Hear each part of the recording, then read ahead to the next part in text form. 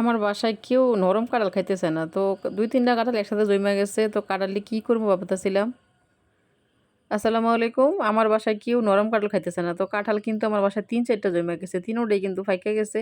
এখন কি করমু? তো এটারে একটা বাইঙ্গা নিলাম। বাইঙ্গা তারপরে হইলো এটারে এখন ব্লেন্ডার করে নেমু। তো ব্লেন্ডারে কইরা তারপরে এখন হইলো চাউলের গুঁড়া আর কি আটা দিয়ে এটারে একটু বানাইলামু আমি। মানে কাঁঠালের বড়া আরকি। তো আমার বাসায় কিন্তু নরম কাঁঠাল কেউ খাইতেছে না। মানে কাঁঠালটা একটু কম খায় সবাই। আমার জামাই তো একেবারেই না। যদি একটু শক্ত হয় তাহলে আমি খাই, আমার জামাই খায়। আর নরম কাঁঠাল আমার ছোট ২ টা বাচ্চা খায়। বাচ্চারা সবসময় খায় না। মানে মন চাইলে খায়, না চাইলে নাই। মানে এরার মর্জি মতো আরকি। তো এত কাঁঠাল জমে গেছে, শ্বশুরবাড়ির কাঁঠাল, বাপের বাড়ির কাঁঠাল, ইউনুস স্যারের বাসার কাঁঠাল, মানে কাঁঠাল মিলিয়ে অনেক কাঁঠাল হয়ে গেছে। এখন যেহেতু কাঁঠালের সিজন তো সবাই কাঁঠাল দেয়। তো আমার বাসায় হইলো গিয়ে কাঁঠাল কেউ খায় না। তো এখন আজকে হইলো একটা বাংলাম ভাইঙ্গা তারপরে এটারে দিয়ে মানে আটা দিয়ে তারপরে চাউলের গুঁড়া দিয়ে এর বড়া বানিয়ে নেবো। তো কাঁঠাল কিন্তু আমার দাদির অনেক পছন্দ ছিল। আমার দাদি মাশাআল্লাহ অনেক কাঁঠাল খাইতে পারতো। তো এমনও পরিবার আছে দেখেন গিয়া মানে প্রত্যেকদিন একটা কাঁঠাল খাইতে পারি। কিন্তু আসলে আমরা তেমন একটা কাঁঠাল খাই না। কাঁঠালে কিন্তু মারাত্মক গ্যাস করে। তো আমার দাদি যখন আছিল তখনকার আমরা গাছ আছিল না। তো এখনকার কিন্তু আমরা গাছে মাশাআল্লাহ অনেক কাঁঠাল ধরে। তবে আমার দাদি নাই। এখন কিন্তু কাঁঠাল খাইতে গেলে দাদির কথা মনে পড়ে। দাদি মানে তখনকার আমার আব্বা কাকা কেউ বাড়িতে ছিল না। তখনকার আমার দাদি কত মানুষের সাধ্য একটা কাঁঠাল কিনা দাও, একটা কাঁঠাল কিনা দাও। কারণ আমরা কাঁঠাল কিনার লোক আসছিল না। তো আমার দাদি আমার একটা জেঠতো ভাই ছিল। জেঠতো ভাইদের সবসময় কাঁঠাল আনাইতো।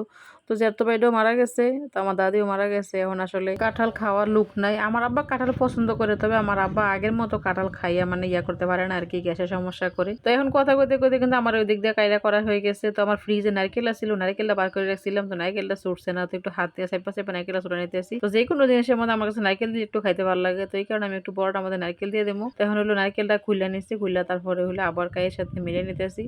মিলিয়ে তারপরে হলো তেলে ভাজবো আরকি। তো এই কাঁঠালের বড়া আমি সর্বপ্রথম খাইছিলাম আমার শ্বশুরবাড়িতে। আমার এক বড় যা আমার লেগে বানাইছিল।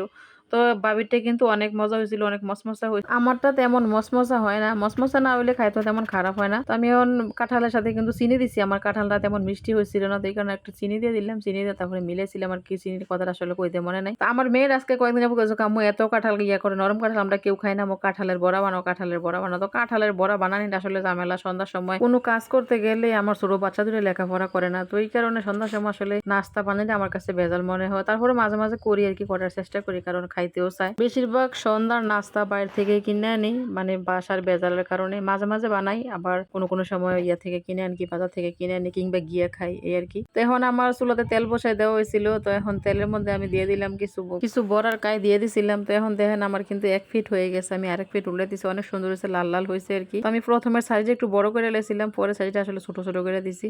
তো যে কোনো মিষ্টি জিনিস বাজতে গেলে একটু লাল হয়ে যায়, মিষ্টি না হলে আবার তেমন লাল হয় না। তো যেহেতু চিনি দেওয়া হয়েছে তাহলে একটু লাল হয়ে গেছে। তো প্রথম যেটা হয়েছিল এটা একটু খাইয়ে দেখলাম কেমন হয়েছে।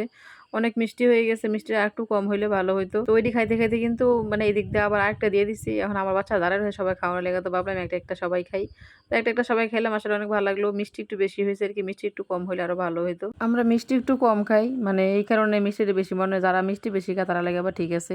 তো আমার বাটিতে যেটা আছে সেটা রাইখা দেবো, সবটা বানাবো না, সবটা বানালে অনেকটি হয়ে যাবো। তারপর রাত্রে অনেক হয়ে গেছে, যতটুকু খাইছি অতটুকু আর কেউ খাইবো না। তো এটা আমি আবার আরেকদিন বানাবো। তো আজকেরটা এই পর্যন্তই।